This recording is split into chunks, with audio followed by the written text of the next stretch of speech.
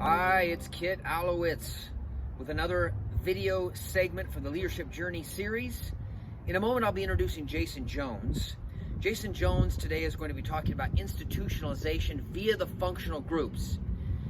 Now, Jason's own personal interest in the leadership journey has really been interesting. I've been fascinated with his curiosity about how do we get better as an organization thinking about the functional groups. And I particularly like his approach, the group that he's in, working, thinking, and experimenting with this idea of institutionalization. So without further ado, let me introduce Jason Jones. Take it away.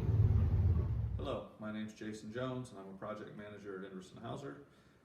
Welcome to my basement, aka my new office. So today I'm going to talk about what I've learned through the leadership journey, team meetings and discussions.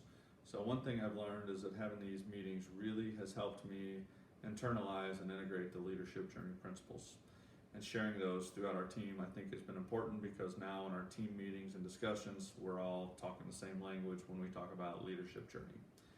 The next thing I've learned is that it's much easier to work to people versus through people. Working through people takes more time and effort, but in the end, it drives better results and it deepens your relationships. So another thing I've learned is that our IPO processes are linked throughout the entire organization. For example, project pursuits outputs are the project management team's inputs, and the project management team's outputs are services and controlling's inputs. So we need to make sure that we are communicating cross-functionally and making sure our I's and O's are clean so that we have smooth processes. Lastly, I've learned that COVID-19 has changed our lives forever and it's changed our environment, and we've come up with some new ways to do things. I've noticed that the Institutionalization team has really stepped it up during these times to work towards institutionalization.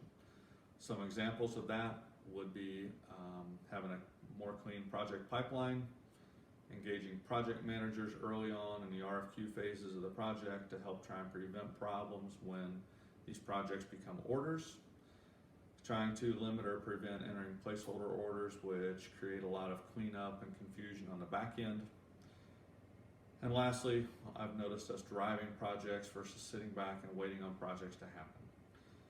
We can't go back to our old ways of doing things, and I see us on a path to institutionalization and preeminence. Thank you very much.